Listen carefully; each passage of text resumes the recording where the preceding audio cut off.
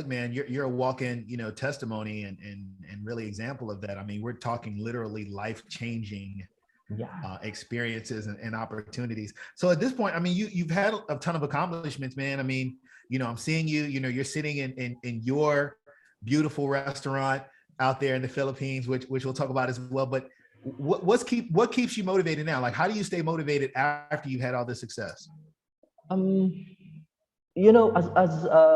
as you mature, there are your goals and your happiness becomes different. When I'm still young, but when I was younger, I was my dream really was to become rich. Basically, I want to have a lot of money, and I thought that would make me really happy. But when you mature, you actually have a different source of happiness. And right now I I become happy when I get to employ more people, and I get to do that here. So I have two secretaries now. I plan to have more, and in the restaurant we have 21 employees, and my life partner and I would not have been able to do that if not for the opportunity I had uh, with Pro Life UK. So those are the motivations. I want to build more business just so I can employ more people, give more jobs to more people. So that's one of my motivations. Um, and yeah, but my primary motivation is still my mother, my mom, my single mom. I'm the youngest of four, but she actually raised all four of us alone. So I wanted when I went full time, um, I felt like I've been a disappointment to her for a lot of reasons in the past years because she wanted me to become a nurse, and she wanted me to fly to US or Dubai or London or wherever so that I can bring money home in the Philippines and help with the family, and I wasn't able to do that because I I don't want to.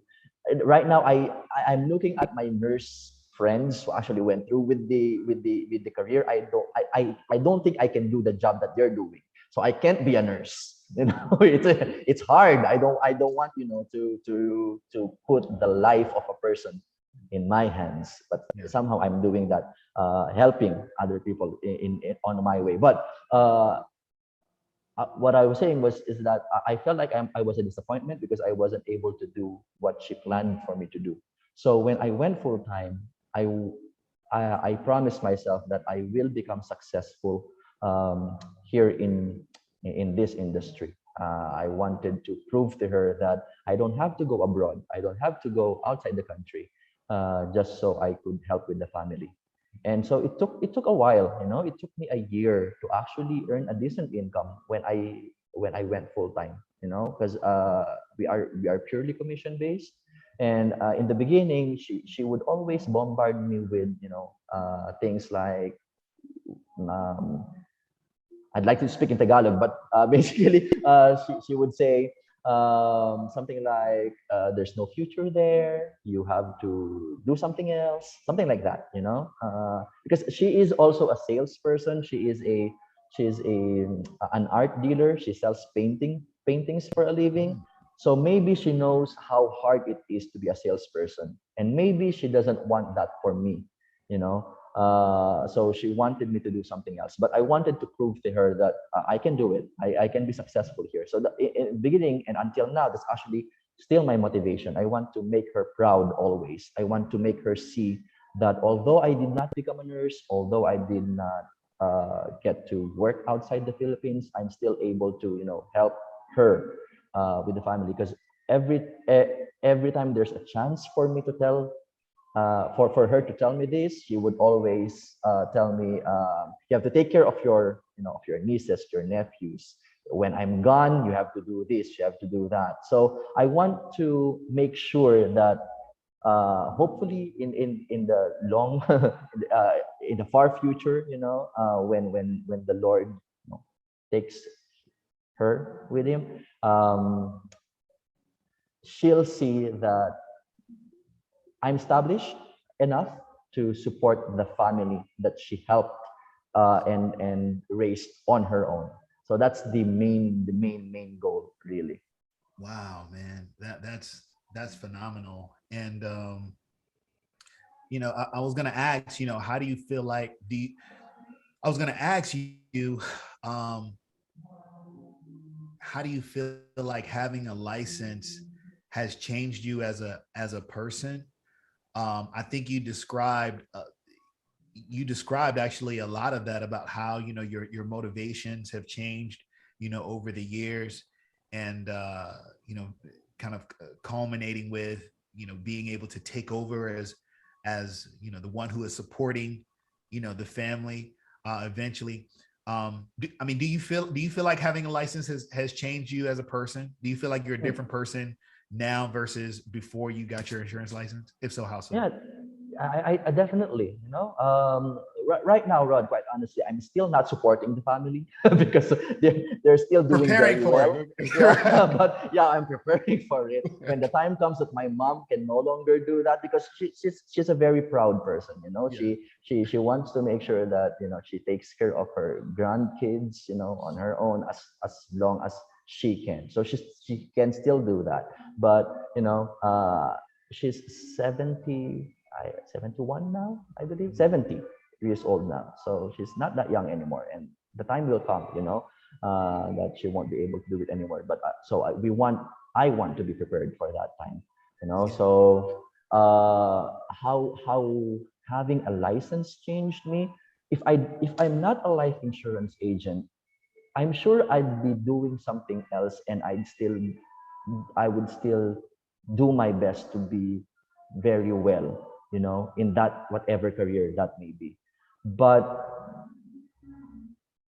here in this career, the difference is that, because I could have taken, the nursing route, and I could be in the US, I could be in UK working. But the difference is that the money that I could be earning in the US, in the UK, I'm earning here in the Philippines, and I get to be with my family. So I guess Yeah. that's the difference. I get to be with my friends, and that's actually one of the reasons why I don't want to be a nurse, because you can't be rich, you can't become rich here in the Philippines as a nurse. You have to, go abroad to do that. So and that's the reason why I don't want to become a nurse, because I want to be rich, Rod. I want to have the Right, right, money. right.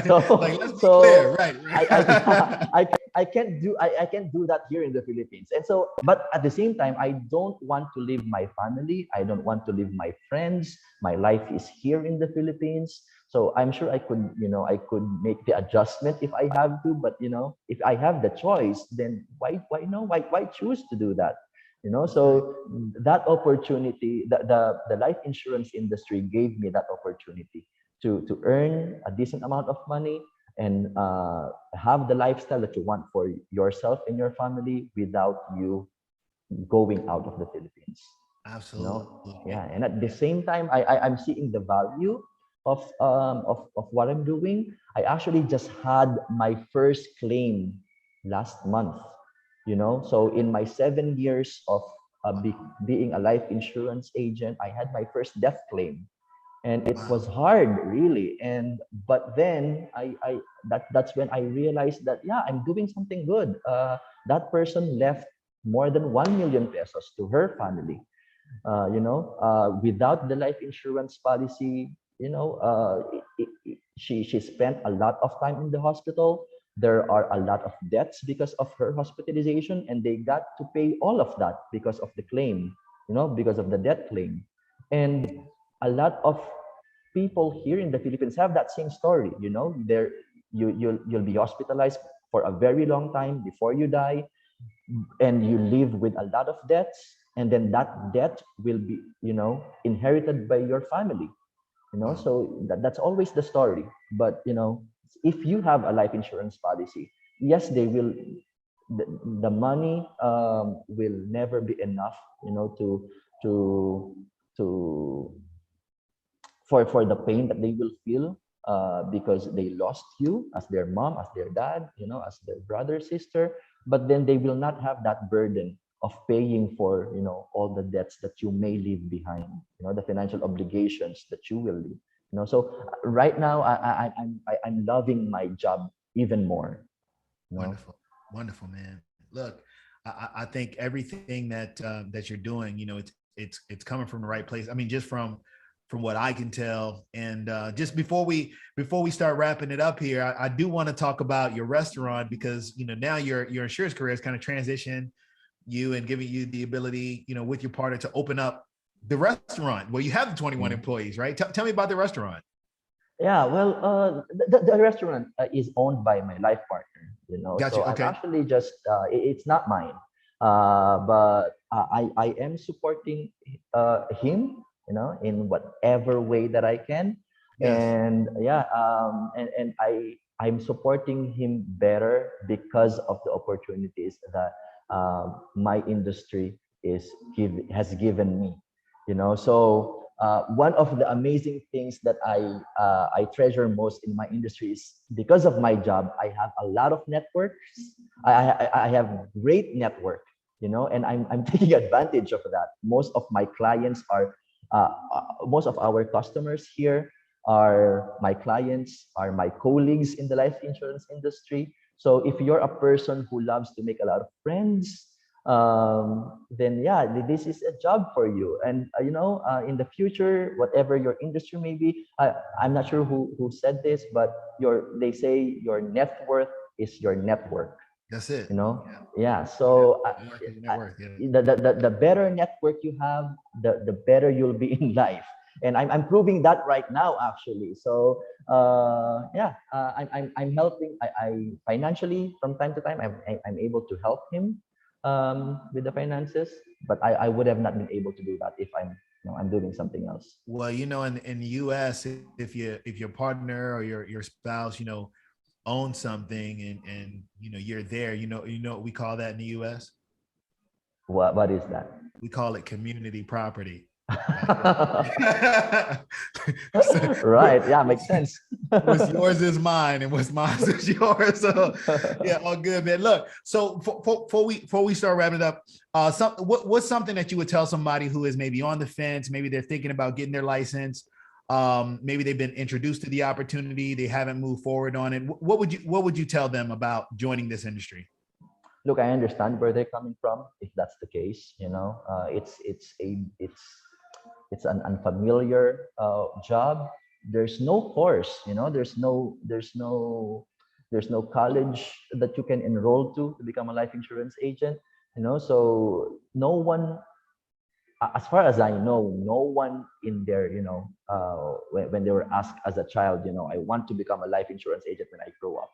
There's no person like that, But if you've been invited, if you're thinking of of trying it out, you know what? Try it out. You will lose a lot more if you don't give yourself a chance.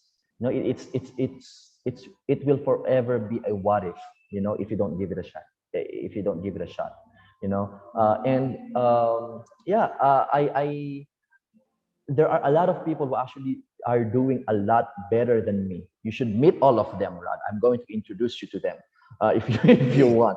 There are a lot of life insurance agents and managers in my company.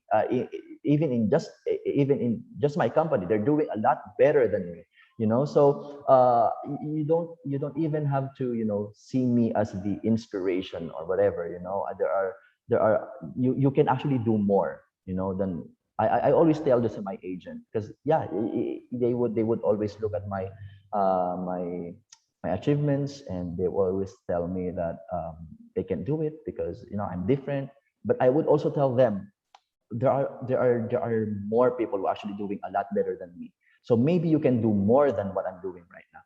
So yeah, but you will never know unless you give yourself that opportunity. So yeah, you lose nothing really. Maybe just the licensure exam fee that you'll have to pay, and it's not that much even. You know, it's just 2,020 pesos. So in dollars, you divide that by 50 pesos. So yeah, it's not a lot of investment really, as opposed to starting your own business. And I'm learning that now that I own a restaurant. The Yes. investment that I have to build, to invest here is a lot more. So, becoming a life insurance agent is a much uh, less expensive, much less expensive business, if you'd like to put it that way, Gotcha. that you can give yourself. Yeah, man. Just give yourself the opportunity. No, I love that. Mhm. So, if folks want to reach you, if they want to communicate with you, ask you a question, follow up, find you online, how do folks get in contact with you, Francis? Yeah, I'm on all social media platforms. I'm on Facebook, I am on Twitter, I'm on Instagram. My Twitter and Instagram is Francis Moses, so FrancisMoses. They can add me on Facebook. I cannot add anymore. I have 5,000 Facebook friends that I don't know all of them, but yeah, but they can still message me there. Just look for my name, Francis Moses Clavita Sarmiento. And yeah, and then I also have a Facebook page. So I own Finance and Motivation Facebook page. So that's me. If you want to reach me there, you can too. Okay. And look, we'll have all the links, in the video description, if you're watching this on the YouTube channel as well. Francis, look, thank you so much for the time to speak. I certainly appreciate you accommodating it. I know we're on different sides of the planet and dealing with the time zones, man. I am so appreciative of this time. Your story is just so inspiring. I hope folks can listen and really know that, hey, there's no excuses. And for those who are hearing this interview, whether you're in the US or you're in the Philippines, and if you're in the Philippines, definitely make sure that you're reaching out to Francis. Maybe you heard something, in this conversation that made you think, you should get a license. Until the next time, thank you very much. Take care. All right.